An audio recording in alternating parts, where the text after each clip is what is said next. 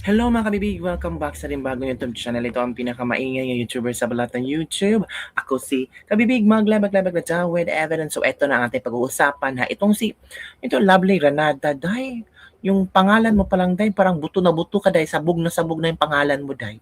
Sinabihan pa namin yan si BP Sara na walang sense. Wow! Coming from you, Lovely! Lovely, yung pangalan mo hindi sapat sa mukha mo. Lovely, sumabog na Granada. Kaya yung mukha mo sabog na sabog. Di ba, Lovely?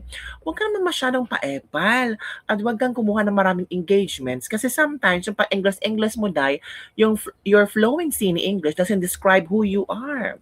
It describes nga, parang ano ba, parang nagkuha ka lang ng atensyon and tumpak, nakuha mo ang atensyon ng maraming Pilipino ngayon dahil sa mga sinasabi mo kay VP Sara. Kasi kung hindi pa si VP Sara ang content mo, deadma ka, Day, basura ka, Day. User ka pala, Lovely Granada. Oo. O try mong hindi mo gawing content si VP Sara. May manonood ba sa'yo? Magaling ka lang mag-English pero wala ka sa dito. Wala kang logic ba? Wala kang logic, Day. Huwag mo nga gawing content si VP Sara, papanoorin ka ba? Gawin mo nga content si Risa Hontiveros.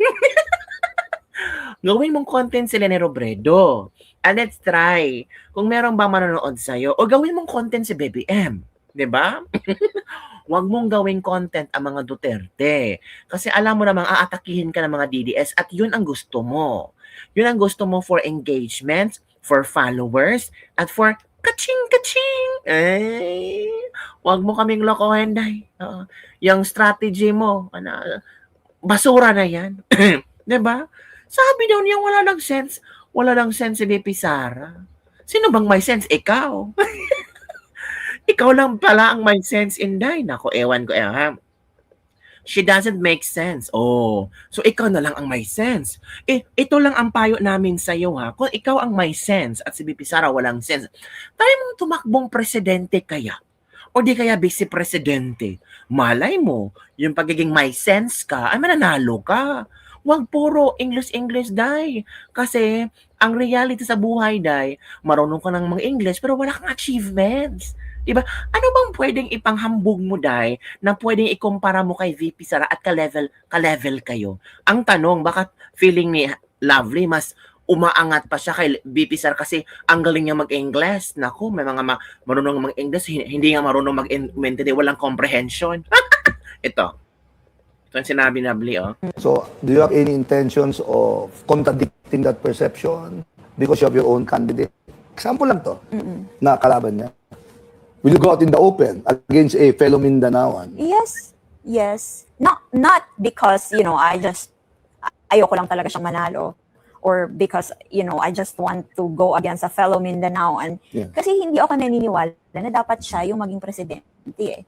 Kasi nagwawala siya online. Tapos, when you hear her talk, she doesn't make sense. Wow! She doesn't make sense. Wow, ang galing. Ang galing ni Ate Lovely. O, siya na lang ang may sense. Tapos, ito kabibigan, nakakatawa lang. May picture silang dalawa ni Risa Hontiveros. Alam na. Kakang-fake ang photo. Talergi ni Inday. Ay, nako, Makan. Patok na naman yan sa mga DDS. Hindi siya patok, kundi pinagtatawanan siya ng mga DDS ngayon.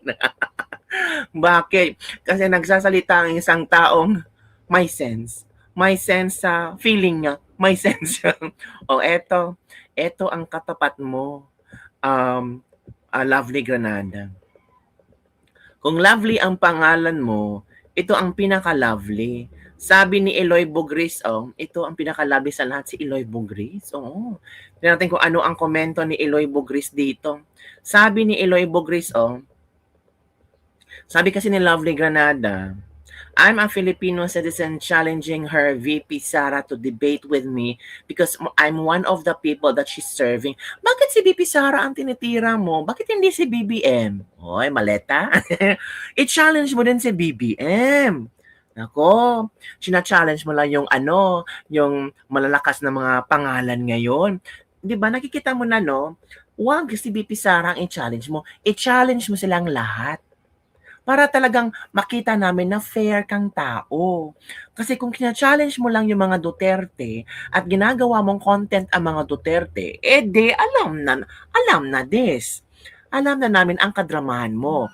I-challenge mo si BBM, i-challenge mo ang mga senador, ang mga kongresista na na-involve sa maleta. Kung para sa mga Pilipino ka, kung para sa transparency and accountability ka, kung para ka sa mga Pilipino na naawa ka, hindi lang puro VP Sara.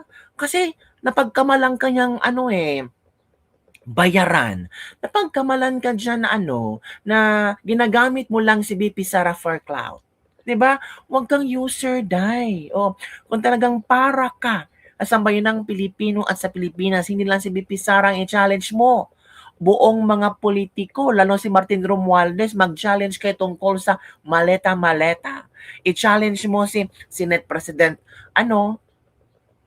Tito Soto, si Lacson tungkol sa Blue Ribbon Committee result. I-challenge mo, Day. Katawa ka naman, lovely. Ito ang sagot ni Eloy. I'm also the people who is appealing to VP not to waste my tax money which is bigger, larger. A 27-year agony in the garden of contribution on people like Pitos who is a sad excuse for human race and a waste of oxygen.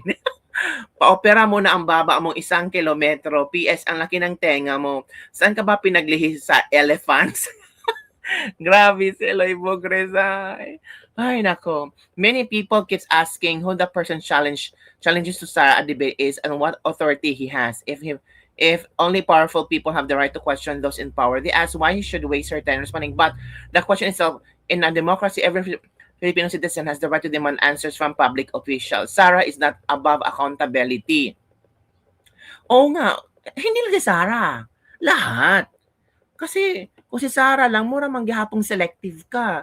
Mura mag-imong gikontrahan si Sara. Kung ikaw para sa Pilipino, lahat na lang i-debate mo. I-schedule mo, day. Scheduling, day ba? I-scheduling mo. And do you think, kung i-challenge mo si Martin, hindi ka pagtatawanan, sabihin Martin, sino ka ba? kung do you think, kung i-challenge mo si BBM, anong sagot ni BBM? Sino ka? Who you? Lahat ng politiko, kung i-challenge mo mag-debate, huyo ka talaga, day. Ang sabihin ng ibang tao, ay, cloud chaser. Ay, nagpapa-epal, nagpapansin, magpaparami ng mga followers. O, eto na, si Eloy Bogres lang ang katapat mo. Eto na. Kasi Gwapa. nagwawala siya online. Tapos, when you hear her talk, she doesn't make sense. Bago pa gwapa! Relaxing ilay! She doesn't make sense si Sara! Yan di po tabi mapatay man po, Lovely! Lovely! Grabe, stricta si Lovely! Galing, relaxing ilay! Ha? She doesn't make sense! Sabi sa bilat si Iloy nga anak ni Babalo. Mag-report mo, grabe stricta si Lovely. Lovely! Saan ka ba nag-graduate, Lovely? Ilan ba ang puno mga mo? Grado mo, Lovely. Bilat si Iloy cum laude. Pina ang grade mo. Saan ka nag-aral bilat si Iloy sa Harry Potter? Di ba? She doesn't make sense, sabi sa bilat si Iloy. Ang punggod mo, kahit lagyan mong bilat sing Iloy sang Cebu di macho, kahit maglagay ka pa sa pinta nga sapat ka, hindi magbago pagkikipitos mo. Ang bisiyosang bilat sila sa UP Diliman, straight one, maxima cum laude, was assigned to do astrophysics in Bilating Iloy Pentagon and NASA. She was sent to Argentina and Brazil to be a fucking diplomat and attaché for the fucking government. Lovely Babalu Pitos is the representative of the Philippines to the United Nations. Ay, si grabe si Lovely. Lovely, stricta si Lovely. Ay, grabe. Kailangan, guys, ang mga anak niyo, guys, paaralin nyo talaga sa kataas-kaasang paaralan ng Harvard University. Kasi underestimate ni Lovely. Si Lovely kasi bilat si Hiloy. Doon sa nag-aral sa paraiso ni Adam and Eve. Alam ni Lovely where the snow is kept. She memorized the astrophysics of the galaxy. Wow. She knows the heavenly bodies in the Milky Way. She discovered penicillin. She was the one who invented Facebook. She created Google.com. She is one of those people during the Sicaw in Balintawak who signed the Constitution of the Philippines because as of Sara Duterte being the vice president of the Philippines, Lovely the Babalu, and the Punggudon Lovely, Lovely the Bilatsing Iloy, ang iyo di puta nga pito, she is not contented, apparently, of the achievements and the accolades of our vice president. So I must think that this woman graduated with flying colors. And not only in fucking local schools in the Philippines. Maybe she went to Montessori. Or maybe she was in a Brent school. Is she a daughter of a sheikha? Is she one of the lineage of Queen Elizabeth, maybe? Or maybe she was in Eton. Bilatsing Iloy, si Lovely ka, straight tayo, di puta. Ang kailangan sa atin, guys, i-memorize yung ang table of elements. Memorize the table of the elements and memorize the Milky Way, and you should memorize the calculations of how the cumulus cloud and the precipitation and condensation of the earth before we could actually get rainfall. You should memorize how the Amazon River could protect the world. You should even memorize what is the importance of the Strait of Hormuz. You should also memorize gestational diabetes. And also you should memorize about how amoxicillin was created. Because Lovely is a very strict fetus.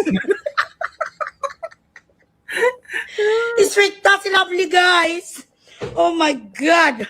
The nerve of the Babalu to question the educational attainment of a vice president, and not only vice president, a person who was a mayor, a woman who took up 2 degrees before becoming vice president of our country, and this fucking nobody who does not even know how to really put up an argument and does not even know how to support her arguments. Na bakit ayaw mo si Sarah? She doesn't make sense.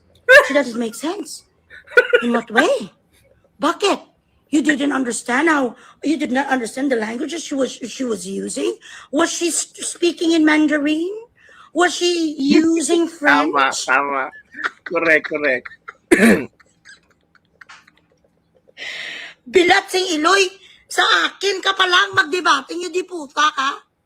Iiyak ka na sa akin dugo. Masuka ka sa akin dugo, day. Bilatsing Iloy, bakit kurso mo? Ha? Imbis nga gaamulan ng mata mo, kung ako ang magdebate, sa'yo gaganon ka na. Grabe si Eloy.